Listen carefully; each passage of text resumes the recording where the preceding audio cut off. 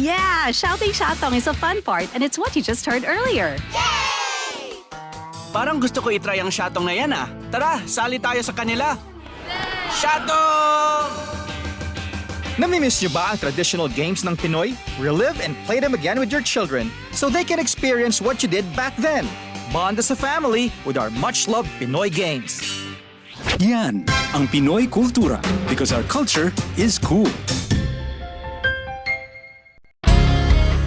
Paano nga ba mag-register para magkaroon ng schedule sa Bagong Pilipinas Presidential Action Center? Narito ang mga dapat gawin. Gamit ang iyong mobile device, pumunta sa eGov.ph app. Pwede itong i-download mula sa Apple App Store o sa Google Play Store. Gumawa ng account. Ilagay ang email address, valid mobile number, pagkatapos ay makakatanggap ka ng one-time code sa iyong email. Gamitin ang code sa eGov app para sa verification ng iyong account at ng mga impormasyong ibinigay. Congratulations! Meron ka ng eGov.ph app account. Pwede mo na ma-access ang iba't ibang serbisyo ng gobyerno kabilang ang mga serbisyo sa Bagong Pilipinas Presidential Action Center. Dati-rati maraming pamilyang Pilipino ang kapos. May mga magulang na hindi alam kung saan kukuha ng makakain. Sa ayuda naman, matagal sila naghihintay bago makakuha. Kapag may kalamidad, ang relief goods, mano-manong inihahanda, kaya matagal dumating. Ng ating walang gutom program. Kaya malinaw ang utos ni Pangulong Ferdinand Marcos Jr. Ilapit ang tulong, pabilisin ng serbisyo, siguraduhin may nakakain ang bawat pamilyang Pilipino. Direktiba ng ating Pangulo, siguraduhin dapat una wala ng pamilyang Pilipino na nagugutom para maging bahagi sila ng productive workforce. Nitong nakaraang linggo, personal na sinuri ng Pangulo ang pagpapatupad nito. Sa Walang Gutom Food Stamp Program, ang mga benepisyaryong tulad ni Lola Lumen ay tumatanggap ng 3,000 pisong food credits kada buwan sa electronic card, pambili ng masustansyang pagkain sa DSWD partner stores. Hindi na bibiyahe, mas mabilis. Ang resulta, nakikita.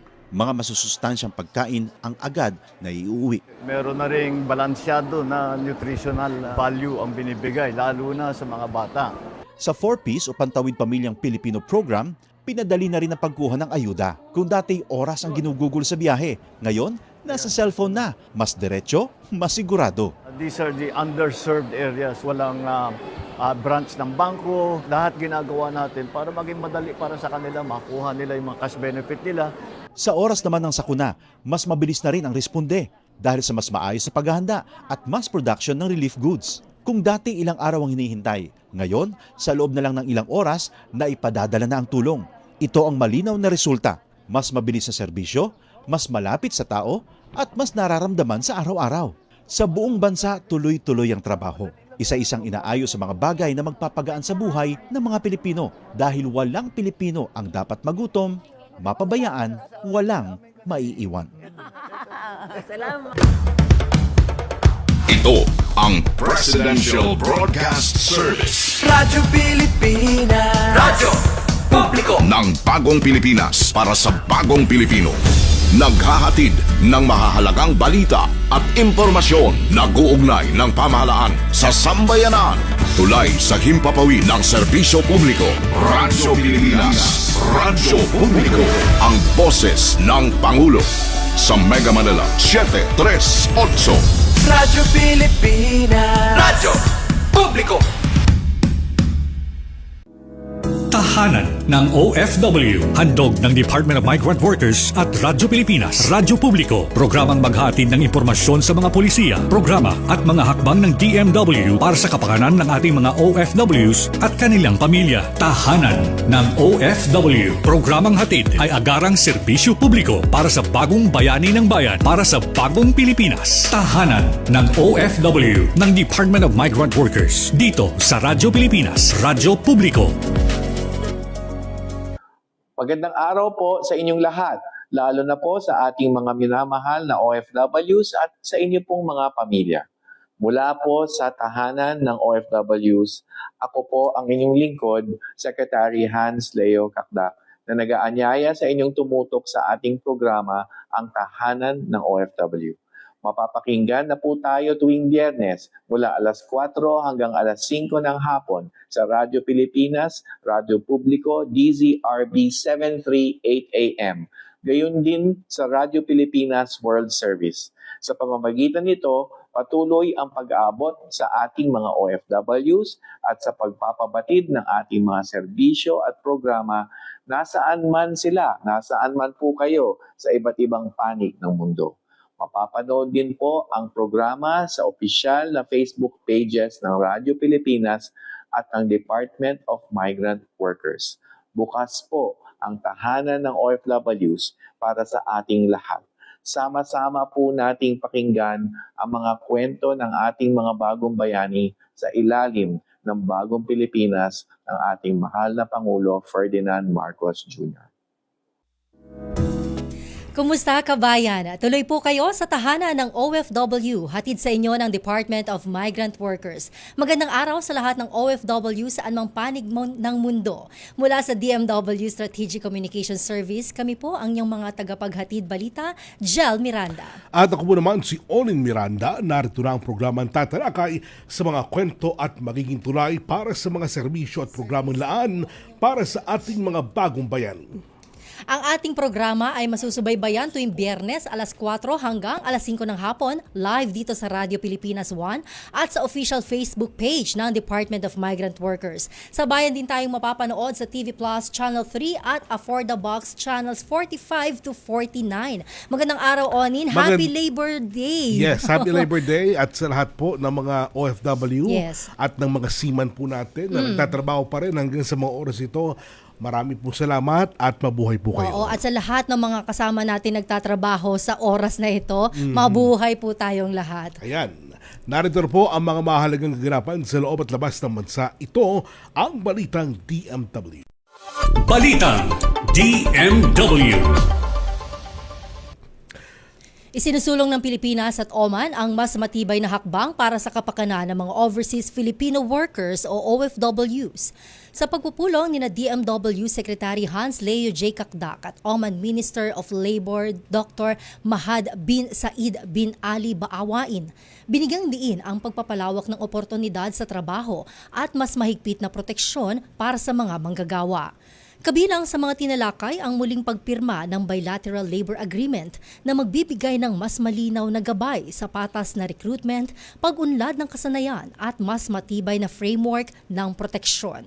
Ayon kay Secretary Kakdak, tinitiyak ng DMW na ang bawat OFW ay may dignidad at seguridad sa kanilang trabaho. Nagpahayag ang dalawang panig ng kumpiyansa na magpapatuloy ang kanilang pagtutulungan para sa kapakanan ng mga manggagawang Pilipino. Sa iba pang balita, 4 pang barko na may sakay ng mga Pilipino marino ang ligtas ng nakalabas sa Strait of Hormuz. Ayon sa Department of Migrant Workers, nasa 93 Filipino seafarers ang sakay ng mga naturang barko. Dahil dito, umaabot na sa humigit kulang 1,300 Filipinong marino ang matagumpay na nakadaan o nakalabas sa naturang lugar. Patuloy naman minomonitor ng DMW ang sitwasyon sa riyon, lalo na sa gitna ng mga security concern na sa mahalagang maritime route. Nakikipag-ugnayan din ang ahensya sa shipping principles at manning agencies para matiyak ang kaligtasan, seguridad at kapakanan ng mga apektadong Pilipinong marino. Samantala, ligtas nang nakauwi sa Pilipinas ang huling 4 na Pilipinong tripulante ng MT Aqua One matapos silang dumating sakay ng Malaysia Airlines Flight 804 na lumapag sa Ninoy Aquino International Airport o Terminal 1 sa Pasay City. Sinalubong ang huling grupo ng mga tripulante ng mga kinatawan mula sa Department of Migrant Workers at Overseas Workers Welfare Administration at agad silang nabigyan ng paunang tulong pinansyal. Ang kabuuang 21 Pilipinong tripulante ay sakay ng isang Panama-flagged oil product tanker na tinamaan ng missile malapit sa Ras Laffan Industrial Hub sa Qatar noong April 1, 2026. Sa kabila ng insidente, walang nasaktan sa mga tripulante. Nagsagawa ang Department of Migrant Workers o DMW ng Pre-Employment Orientation Seminar o PEOS para sa mga graduating maritime students ng John B. Lacson Colleges sa Bacolod City. noong April 29, 2026. Mahigit 700 deck at engine cadets ang dumalo sa nasabing seminar bilang paghahanda sa kanilang pagpasok sa global maritime workforce. Binigyan din ni DMW Director Augusto San Diego ang karapatan, tungkulin at responsibilidad ng mga estudyante bilang mga magiging marino. Hinikayat din niya ito na maging mapanuri sa magigipagtransaksyon sa mga recruiter at tiyaking lehitimong managing agencies lamang na may aprobadong job orders ang kanilang lalapitan upang maiwasan ang illegal recruitment at pang-abuso. Mas pinalawak pa ang oportunidad para sa mga Pilipinong marino matapos ibaba ng National Maritime Polytechnic o NMP ang training fee para sa training course for assessors epektibo ngayong Mayo 1, 2026. Mula sa 11,400 pesos, nasa 8,000 pesos na lamang ang bayad. Isang hakbang na magbibigay daan para mas maraming seafarers ang makapag-upskill at makapasok sa mas mataas na antas ng maritime profession. Ang 10 araw na kurso ay nakabatay sa pamantayan ng International Maritime Organization kung saan hinuhubog ang kakayahan ng mga kalahok sa tamang assessment at evaluation ng kapwa seafarers. Isang mahalagang papel sa pagpapanatili ng kalidad at kaligtasan sa industriya. At yan po ang mga balita sa linggong ito. Manatiling nakatutok, magbabalik agad ang tahanan ng OFW. Alam nyo, lahat ng mata kaya kong titigan. Puwera lang mata ng bagyo. Kaya sa tuwing hinahagupit tayo ng bagyo, tandaan ang listen, lock, and leave. Listen. Makinig sa balita tungkol sa direksyon at lokasyon ng bagyo. Tutok na sa mga news report sa radyo, sa TV at social media para malaman kung ano ang wind signal sa inyong lugar. Abangan din ang payo ng inyong LGU. Next, lock. Isara mga pinto, bintana, cabinet at main switch ng inyong bahay bago lumikas o pumunta sa evacuation center. And finally, leave. Lumikas ng mahinahon. Huwag ipagtulakan ang sarili kasi may taong nag-aantay sa iyo sa evacuation. Kaya laging tandaan, listen, lock, and leave. #panatag ang may alam. Maging panatag Pilipinas. Radyo Pilipinas is on Viber. Viber. One tap and swipe. Nandyan na lahat. Receive credible news and information. Pati mga trending topics at videos. Sure na meron dito niyan. Stay on track with Radyo Pilipinas on Viber. Pick up real news. Catch the latest and biggest stories. Search Radyo Pilipinas on Viber and hop in to our community. Para sa bagong bayani ng bayan, tahanan ng OFW. Para sa bagong Pilipinas. Ayan, nagbabalik tayo sa ating programa, ang tahanan ng OFW. Dumako tayo sa kaagapay mo sa DMW. Kaagapay mo sa DMW. Ngayong Mayo 1, araw ng paggawa, kinikilala natin ang higit sa 1 siglo ng pakikibaka at kontribusyon ng mga manggagawang Pilipino. At sa araw na ito, isinasagawa ang job fair for overseas employment ng Department of Migrant Workers sa Robinson's Galleria. Alamin natin ang mga oportunidad at serbisyong atin nito para sa ating mga kababayang naghahanap ng ligtas at disenteng trabaho abroad. Kabayan, makakapanayam natin via Zoom si Attorney Mergace Quilente, Director for Pre-Employment and Government Placement Bureau ng DMW. Magandang araw po, Director Grace. Magandang araw po. Ma'am, una po sa lahat, ano po ba ang layunin ng job fair na isinasagawa natin ngayong araw ng paggawa? Ito pong job fair natin is part of the celebration of the one-week effort year of Labor Day politics. Of course, isa sa mga bigyan ito ng Department of Migrant Workers na bigyan ng access at ating mga job seeker sa legitimo, ligtas at disenteng trabaho para sa ibang bansa. Yun naman po ang ating layunin na ilapit sa mga job seekers natin na sabigyan sila ng pagkakataon na makapag-apply with the agencies instead of going directly to the offices of the agencies. Nandito po ang 12 ahensya para malapitan nila at makapag-apply nila. Sabi mo, Dear Grace, ay 12 ahensya. Pero sa kabuuan po ng job opportunities na inaalok natin sa pagkakataong ito, gaano nga ba kalaki yung inaasahan ng ating mga aplikante? Mayroon po tayong 3,451 na job orders na inihain para sa job fair na to. Kasama po nito ang mga trabaho sa healthcare, construction, kaya rin po sa hospitality industry. Alright. Ano po ang kahalagahan, ma'am, ng temang disenteng trabaho para sa lahat? Iisang hangarin, bagong Pilipinas sama-samang mararating.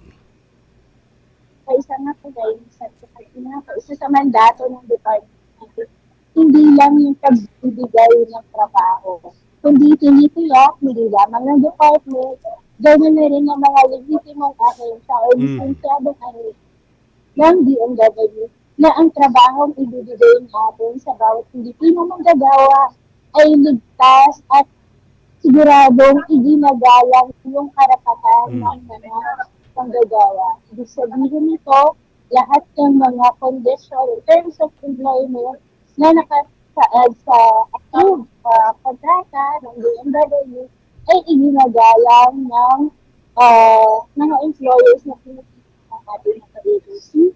Ganun na rin yung pagsisigurado na karapatan nila, yung gagawa, yung pagkakaroon ng magandang sweldo, magandang kondisyon ng trabaho. Ganun na rin yung pagkakaroon ng magandang tirahan at pagkakaroon ng mga benepisyo. Yun po yung tinitiyak natin. Kasama po yun sa mga sinisiguro sa adapin ng ating partner. Dear Grace, saang mga bansa po ba nagmula ang mga job offers at alin yung mga may pinakamaraming demand? Para sa job fair natin ngayon, ang pinakamalaking demand o pinakamalaking job order ay para sa nurses. Ito po ay para sa mga bansa United States, Japan, and even some countries in India. There's also job orders for truck drivers para sa Japan. And we also have hospitality workers, cooks, room attendants para naman sa Croatia. Meron din po tayong mga 4 na running agencies na nag-o-offer ng trabaho, passenger and cruise, such as bartenders, waiters para po sa barko, and at the same time, the usual ranks and position ko sa ating para sa job fair. Oh, pero Dear Grace, ilan po ba yung target natin na ma-hire ngayong job fair? Well, wala naman tayong physical target talaga. But pinaka-aim po natin ay maibigay yung opportunity sa workers kasi yung usual na application process is isa silang kita sa offices na ng agency. But with this job fair, nalilesen yung cost na dahil recent transportation cost. Kasi yung mga representatives ng ahensya ay nandito na sa job fair. Pangalawa, with nagkakaroon sila ng chance na ma-evaluate yung kanilang resumes on the spot. And at the same time, may-inform din sila kung ano yung next step sa application process. Alright. Kamusta po, ma'am, ang turnout ng mga aplikante po batay sa inyong monitoring po sa araw na ito? So far po, nasa 1,070 na po yung nakapasok sa ating job area. And we asked the feedback of the agencies and most of them will be endorsed for further interviews sa mga foreign employers po ng agencies. Yun po yung hihihiling natin sa mga agencies for them to inform us yung resulta ng ating job. Okay. Pero pagka ganyan ba, Dear Grace, may on-the-spot na naha-hire? Possible naman na may Angus pa pamahal, but as of now, kasi tulad na, itong mga jobs natin, hindi siya entry level na, pero mga nangangailangan ng years of experience, level of experience. So, as of now, wala kong tayo. Alright, ma'am. Pero meron po bang partikular na oportunidad para sa returning OFWs or repatriates sa job fair na ito? Yes, sir. We also monitor the repatriation for the doctor. Meron pong naka-align din kami sa kanila, depende sa kanilang qualifications. And of course, nandito rin ang ating National Integration Center for OFWs para magbigay o mag-hain ng services para sa ating mga repatriates. Pero Dear Grace, ano yung skills o qualifications po ang dapat talagang pagtuunan ng pansin ng mga aplikante para mas maging competitive sila? It really depends on the kind of position that they want. But tulad ng halimbawa for hotel workers, usually nire-require yan ang certification ng certificate test na. Depende on the kind of position that they want to apply to. Kung halimbawa with attendance, meron po mga courses na ino-offer ang TESDA para dito. Of course, with nurses, kailangan po ang agencies na registered. And usually, tinitingnan po yung nurse experience nila. So, kailangan talaga na i-present ng bawat aplikante kung ano yung kakayahan nila para mas madaling makita yung mga essential or agency sa kanila. So, we advise the workers na i-beat up o i-ayusin ng mabuto yung kanilang mga resume. And pag nagpupunta sila sa job fair, siguraduhin na magdala ng kopya ng kanilang mga certificate, yung certificate, at the same time yung diploma nila para nakita talaga ng agency kung qualified sila o hindi sa kanilang position. Alright. Ano naman ma'am ang papel po ng mga licensed recruitment agencies sa pagtiyak na maayos na deployment po ng ating mga workers? Yung partner agencies po natin, no, sa kanila kasi nakasalala yung company ng employer. At kasama sa kanilang dato, ay siguraduhin na ligtas at talagang ito-promote nila na yung kapakanan ng ating mga OFWs.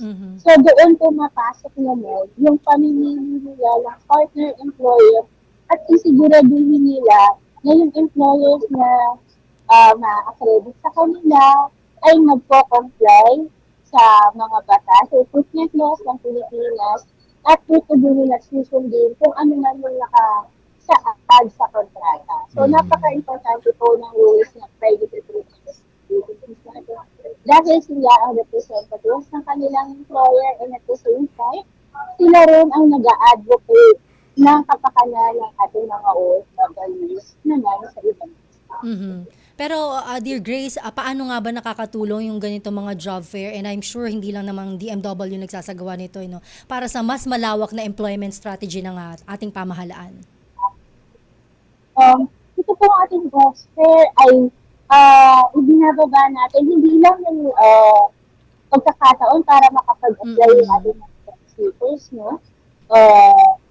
Nandito rin yung ating mga partner government agencies kung saan maaaring mag-inquire ang ating mga job seekers tungkol sa serbisyo na ino-offer na we also have here the Department of Foreign Affairs, so kung meron sila mga katanungan, problema na nais itulog sa mga ahensya na to, nakahanda rin po yung mga representatives ng agencies at government agencies para tugunan yung mga reformang ng ating job seekers. Alright. Of course, katulad ng sinabi ko kanina, nakakabawas ito sa application cost ng ating mga workers kasi nga, meron mga agencies na nire-require ang physical appearance, na structure, nakakausap nila yung mga agencies na hindi kinakailangan ng gumastos ng transportation cost na ilang ulit. Dahil nga, isang venue na lang yung pinupuntahan nila for job seeking. Pero one day lang ito, di ba, Dear Grace? Wala, hindi ba bitin one day? Yung celebration natin for Labor Day. Pero may mga nakaplano pa rin naman pong job fair, DMW. We have one June 12 para naman sa Labor Day. And meron din pong mga job fairs na nakakasa sa iba't ibang regions ng Pilipinas. We already had 2 job fairs.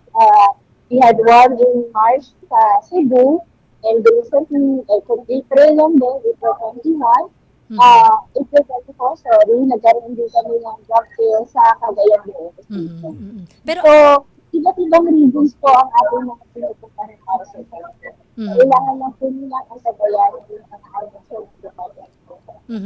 Tama ba, Dear Grace, itong ganap natin dyan sa Robinsons? I mean, simultaneous dun sa other provinces or regions? If I'm not mistaken, may dalawa pong job fair yung ginanap din sa DMW today. Pero, natin na represent sa Iloilo at the same time, there's one in the rest of the So, meron din po, maaari naman silang magtanong sa mga local regional DMW offices. Kasi maaaring hindi na siya may one exacto. Yes. Especially meron po mga celebrations na ginagawa leading or close to Labor Day. Alright, Director Grace, baka po may mensahe ang DMW sa mga Pilipino naghahanap ng trabaho, lalo na po sa mga nagnanais magtrabaho sa abroad. Sa mga nagnanais po magtrabaho abroad, inaasahan po namin na sumangguni kayo sa Department of Migrant Workers para sa lahat ng katanungan ukol sa panginibang pagtatrabaho sa ibang bansa para po sigurado tayo na ang makukuha natin employment ay ligtas sa Pilipinas. Ugaliin pong i-check natin ang mga kausap natin or agencies na ating pinag-a-applyan sa guni at i-check natin sa Department of Migrant Workers kung lisensyado ang ahensya and at the same time kung aprobado ng DMW ang kanilang mga ini-offer na trabaho. Handang-handa po ang Department of Migrant Workers para sagutin ang lahat ng inyong katawin tungkol sa pagtatrabaho sa ibang bansa. Alright. Maraming salamat po, Attorney Mary Grace Quilente, Director for Pre-Employment and Government Placement Bureau ng DMW. Maraming salamat, ma'am. Thank you, ma'am. Thank you for having me. Alright.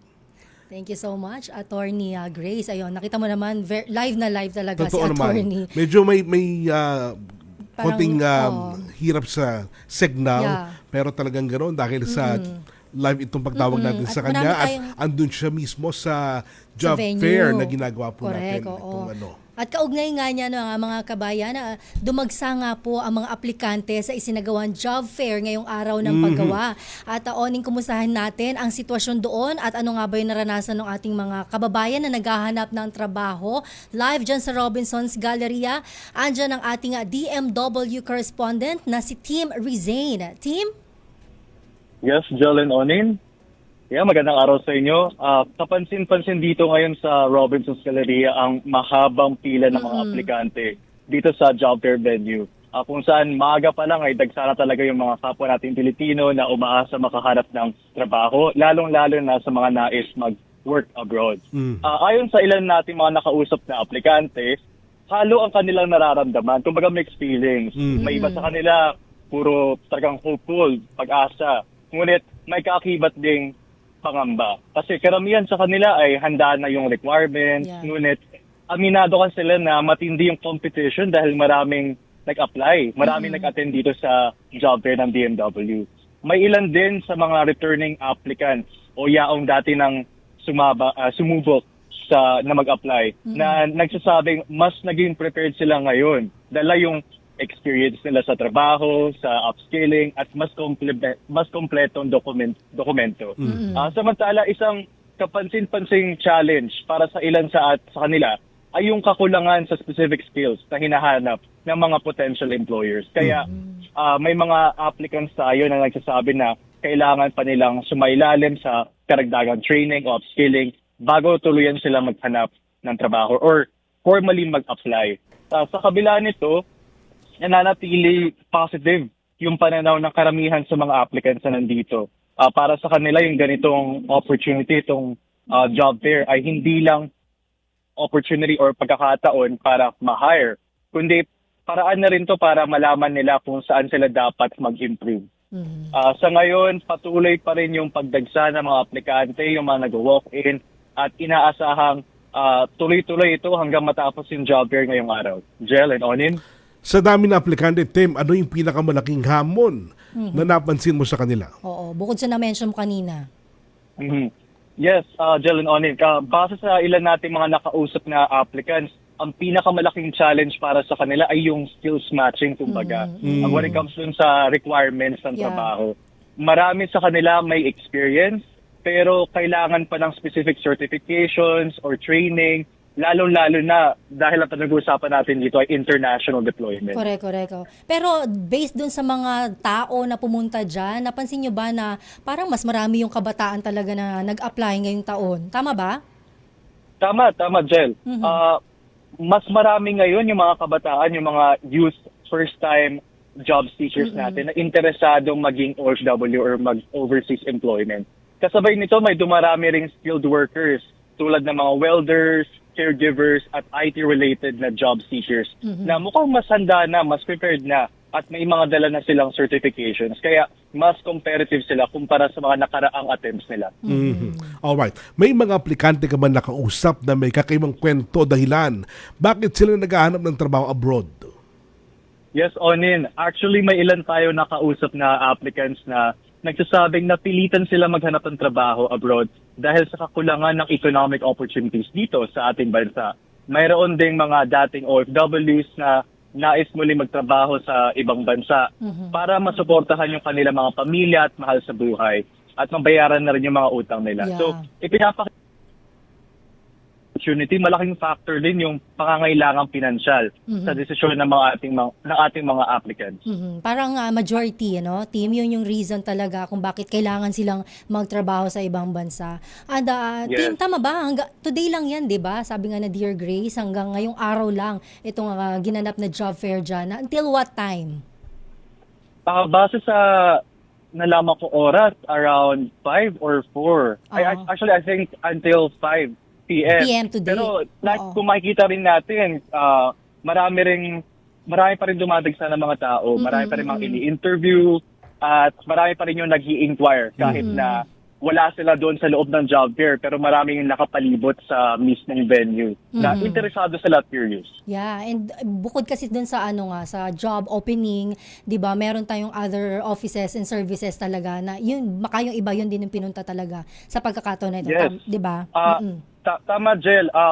Maliban sa itong job opportunities na dala ng ating mga partner na licensed recruitment at manning agencies, gaya nga nang nabanggit ni Director Grace kanina, may ilan din tayong partner government agencies na nandito. Ilan sa mga yun ang DFA, TESDA, Pag-ibig, PhilHealth, SSS, OFW Hospital at National Reintegration Network. And bawat isa sa kanila nag-o-offer sila ng serbisyo at tulong para sa ating mga job seekers at even mga former OFWs. Yeah. Alright.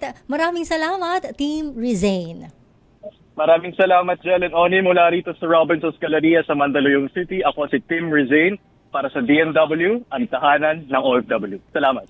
Maraming salamat. Live na nag-uulat yung ating correspondent na si Tim Rizane. Nakakatuwa, Onin, dahil itong pagkakataon na ito, lalo na dun sa ating mga kababayan na repatriate, di ba? Sa Middle East, siguro malaking porsyento din yung mga kababayan na natin na sila yung nagpunta sa pagkakataon na ito.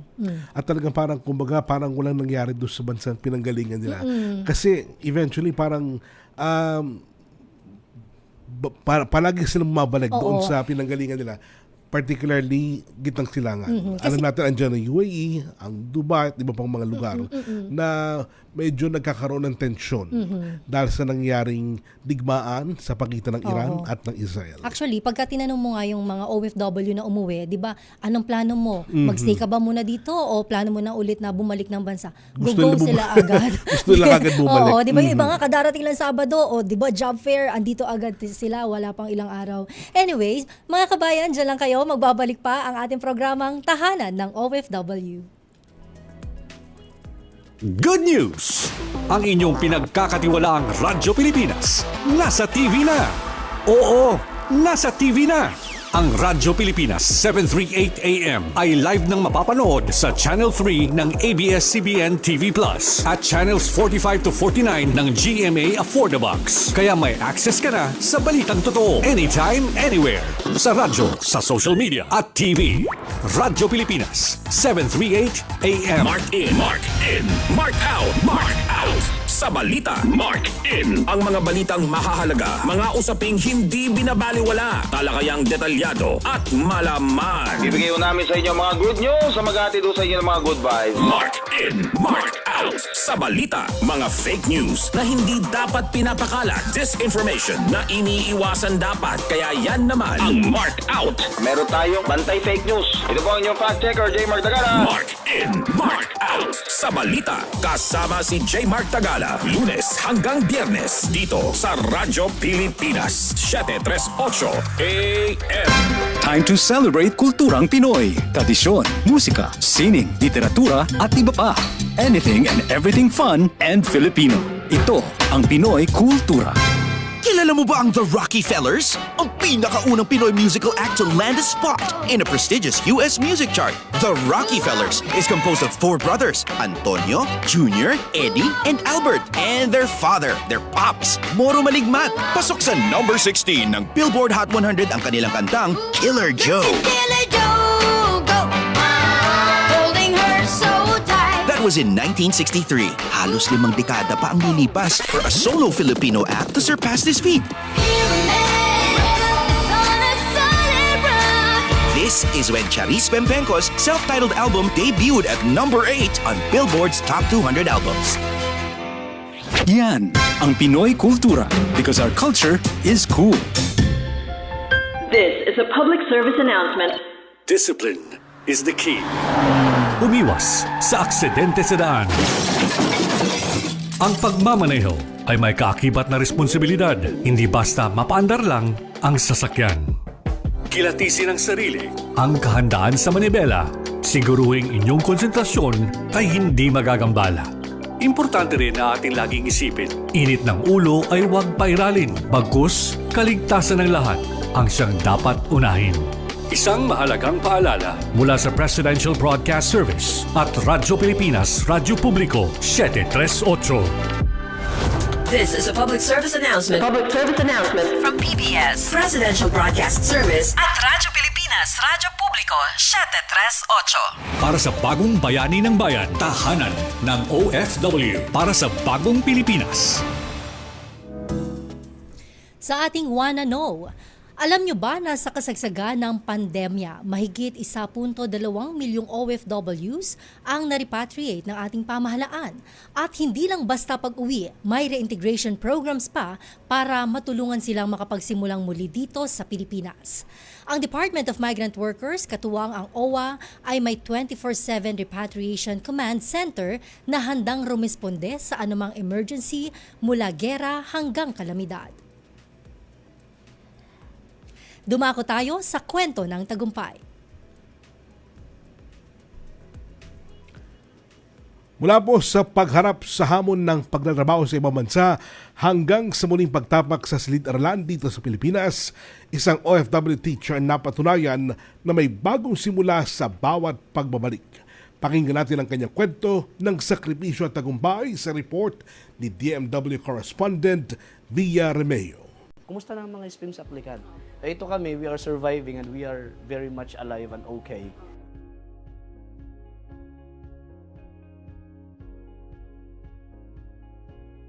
ang hangaring makahanap ng mas magandang oportunidad sa pagtuturo at pangarap na mas magandang kinabukasan para sa kanyang pamilya ang nagtulak kay Jumer Basalyahe, 44 years old, na makipagsapalaran sa ibang bansa. Matapos ang 6 na taong pangingibang bansa, napauwi si Teacher Jumer nang sumiklab ang pandemya, isang kaganapang hindi lamang bumago sa takbo ng mundo, kundi maging sa kanyang sariling buhay. Taong 2014 na magsimulang magturo bilang isang English teacher si Sir Jumer sa bansang China. Ngunit dahil sa COVID-19, hindi na siya nabigyan ng pagkakataong bumalik muli sa ibang bansa nang abutan siya ng lockdown sa Pilipinas pagkatapos magbakasyon noong taong 2020. I started working in China as an English teacher way back 2014.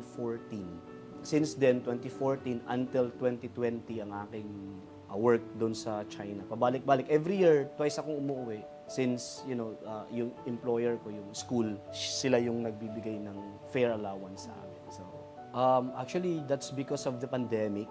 So, January, bumalik kami dito. That was 2020. And then, unfortunately, babalik na sana ako ng February, pero na-lockdown ang China during that time. And then, nung open na ang China by March, tayo naman ay na-lockdown until dire-diretso na. And then, my contract ended in June, tas hindi na nila na-renew. Visa ay nag-expire na rin, so wala na. Pagkaalala at pangamba ang naramdaman ni Teacher Jumer sa kung ano na ang mangyayari sa kanyang buhay. Ngunit, hindi siya nawalan ng pag-asa hanggang sa nakilala niya ang SPIMS program o sa Pinas, Ikaw ang Mama't Sir, sa tulong na rin ng kanyang dating katrabaho at ito ang naging tulay para makapagsimula siyang muli. So actually, I found out SPIMS program sa isa kong katrabaho dati na he was deported back to the Philippines and then nag-apply siya through SPIMS. Nalaman ko kasi na nagtatrabaho na siya sa DepEd and then we had our exchange. Nag-usap kami sa Messenger. Sabi ko, paano ka nakapasok ng DepEd? Sabi niya, through SPIMS at yun nga, napaka-ease ng proseso kasi nga, you'll just have to wait, submit the requirements needed and then after that, sila na magbibigay sa iyo ng school. Sa experience ko, abot lang siya ng mga 2 months, mga ganyan. I uploaded my requirements, nalaman ko yung SPIMS, that was 2020 na. And then after that, after 2 months, naka-receive na ako ng email for the confirmation of my employment with schools that I have to choose, which is dito sa San Francisco High School. And ganun lang kadali. After that, pinapunta na ako, may instructions na pumunta ako sa DepEd, SDOQC, to process the requirements and the confirmation of the application. Mabilis at walang naging problema ang kanyang aplikasyon sa SPIMS kung kaya't matapos ang ilang buwan lamang ay nakapagturo na siyang muli at sa kasalukuyan ay isa na siyang guro sa San Francisco High School sa Quezon City. Una-una, I am very thankful with the program kasi this is really a big pro-OFW program. So, very thankful of this program at actually sana hindi siya matanggal kasi malaking assistance talaga sa mga OFWs. So, very helpful and so sana tuloy-tuloy lang at marami pang mga OFW na katulad namin, katulad ko na matulungan ng DMW at ng SPIMS po. Pagbabalik kayo dito sa Pilipinas, huwag kayong magdalawang isip na mag-apply through SPIMS. Parang hindi ka mahirapan, walang hassle as long as you have to submit complete requirements. Yung kawani ng DMW, ng SPIMS ay sila na yung maghahanap ng school para sa iyo at kung saan ka nakatira. Mahirap, ngunit kinaya. Ganito inilarawan ni Teacher Jumer ang kanyang naging karanasan. Kung kaya't laking pasasalamat niya sa programang SPIMS na hatid ng ating pamahalaan dahil sa pamamagitan nito ay muli siyang nagkaroon ng pag-asa at pagkakataong makapagturo sa sariling bansa para sa mga kabataang Pilipino. Ako, si Via Remigio, para sa DMW, ang tahanan ng OFW. Alright, maraming salamat Via Remigio. Ayun, noong nakaraan as PM's beneficiary din yung ating na-feature sa ating kwento ng tagumpay. At alam mo, Oni, nakakatuwa dahil yung mga teacher talaga na nagturo sa ibang bansa, pero later on, dito talaga babalik pa rin sila dito sa atin sariling bayan, para nakakatuwa kasi di ba yung mga teachers, ano yan parang second talaga, parents Second na natin. parents mo. Oo. And that is why ang mga paaralan ngayon, di ba, tinuturing na nga ang pangalawang tahanan din. Sapagkat dito sa yung dating paaralan, kung saan ka naglingkod o saan ka nag-aaral, paglilingkuran mo naman ngayon sa pamamagitan ng magluturo sa ibang Correct. mga estudyanteng dati mong katulad. Oo. Gusto mo pa mag-aral? Gulat. Ayaw. Gusto ko mag-aral syempre kasi importante na nadaragdagan ka ng mga bagong aralin. Oo. Lalo sa panahon ngayon. Alam mo, ang na hindi namimiss ko na ko, inabot itong mga ganitong Hindi na klase talaga. ng Alam mo, namimiss ng ko mga sa school, pag-aaral. Oh. yung planting. Yun, nagtanim ka ba? Planting. Social ka kasi hindi ka nagtanim, ano? Nagtanim ako ng kamoting kahoy. O alam mo ba paano tatanim? Itutusok mo lang yun. Yung Pero isa paramihan kami ng bunga at yung pinakamalaki, yun ang panalo, nanalo kami ron. Tapos kinain mo. Ginain namin yung magkakagrupo. Niluto namin at kinain namin. Masarap yun. Oo, hindi, actually ganun yun Kasi before talaga, alam mo, may nagbebenta pa nga ng yung mga buto-buto, yung mga seeds, di ba? So paunahan ko ano yung talagang gusto mong iuwi sa mama mo, sa nanay mo, di ba? Ako naman ang nagustuhan ko nung ako'y nag-aaral, yung industrial arts. Ano yun? Basta yung mga Alam ko lang HE ang ginagawa namin, nagdo-drawing kami ng iba't ibang mga gamit na pang-agrikultura, lahat ng klaseng handicraft. Talaga? Parang hindi mo kaya yan. Kaya ko magaling mag-drawing Okay. Anyways, para sa ating mga kababayan na hanggat may oras pa po, andyan po yung Tama yun. ating iba't ibang mga ahensya ng pamahalaan sa Robinson's Galleria. Katuwang po natin yan sa ating ginagawang job fair. 124th, di ba, Oni, yung ating sincelebrate na Philippines Labor Day. At hindi lang po dito sa ating sinasagawa yan sa Robinson's, of course, with DMW, meron pang ibang mga opisina ang nagsasagawa ng job fair sa pagkakataong ito. At nakakatuwa kasi 3,400 yung mga nakaabang na openings o trabaho dun sa ating mga kababayan. At yung ating mga OFWs naman, natutuwa tayo dahil kahit na paano naliligayan sila sa kanilang pagbabalik sa Pilipinas. Dahil may trabaho pang bago na nag-aantay para sa kanila. Hindi kumaga hindi nag-stop. Kumaga hindi sila sumuko. At talagang patuloy na pinaglalaban yung pagkakaroon ng trabaho. At isa yan sa mga dahilan kung bakit nagkakaroon tayo ng ganito mga job fair. Yes, so sea-based and land-based. I think Sea-based yun and yung land-based. in-open natin ngayon. At ang magandang balita, Onin, ano yung sabi mo kanina? Nagbukas ulit ng panibagong slot para sa financial assistance doon sa ating mga kababayan na nandyan sa Dubai. Ayan.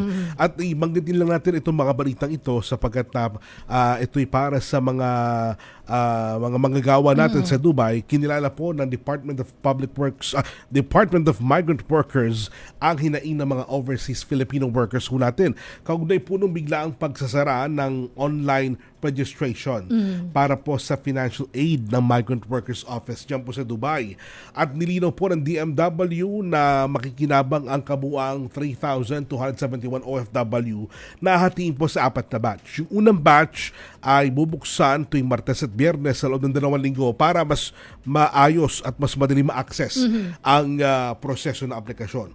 At doon sa kanilang unang data na nakalap, mabilis po na puno yung unang batch. Karamihan po mga skilled workers sa Dubai na nakaranas po ng salary reduction, unpaid leave termination at iba pang work disruptions. Ang ikalawang batch na aplikasyon magbubukas po sa May 1, ngayong araw na po yan, at ipopost ang application link sa official na Facebook page ng MWO Dubai. Parang una tayo sa Dubai sapagkat ngayong araw na ito ay nasa halos kalagitnaan na tayo ng araw. Oo. Pero paglilinaw lang po, yung mga nakatanggap na ng assistance doon during this Middle East crisis ay hindi na sila kasama dyan. Tama. Siyempre, doon sa iba naman, itong slot na inopen po natin. At kailangan po ng mga aplikante na magsumite ng patunay ng employment at isang dokumento, isa lang po ng dokumento na nagpapakita po ng income loss or disruptions. Paalala po ng DMW, ang mga nakatanggap na ng ayuda noong Middle East crisis, hindi na po kwalipikado. Ayun, oo. At para sa karagdagang balita at impormasyon, bisitahin niyo po ang Facebook page ng Department of Migrant Workers and Yan. even our website. Nandiyan po lahat ng impormasyon na yan. At ang paalala po ng DMW ay huwag na po kayo mag-follow up para hindi na po kayo mahirapan. Oo. Sapagat ang impormasyon, lahat na kailangan po ninyo, ipapadala through email. Yes. At dagdag ko lang, dahil ang ating OFW Hospital ay nangangailangan ng mga bagong kalahok o di ba mga may job opening dito sa ating OFW Hospital. Nangangailangan sila ngayon ng Nurse 1, Infection Control, Radiologic Technologies 2, Respiratory Therapist 1, Administrative Officer 1 at Data Controller 1. Bukas po ang aplikasyon hanggang May 9, 2026. Ayan, bisitahin nyo din po ang Facebook page ng OFW Hospital. Ayan. Mga kaibigan, mga kabayan, ang at lahat po ng mga anunsyo na may kinalaman po sa pagtatrabaho sa abroad, dito lang po sa DMW malalaman po yan. Alright. Para po sa mahalagang anunsyo, komento o ibang serbisyo, maaari niyo po makontak ang DMW sa mga opisyal na website, email address, social media channels at hotline numbers na makikita po ninyo sa screen. Amin pong pinahalagahan ang inyong mga feedback para higit kayo mapaglingkuran. At yan po ang naging kabuuan ng ating pong programa. Muli niyo po kami samaan sa susunod na Biyernes alas 4 hanggang alas 5 ng hapon.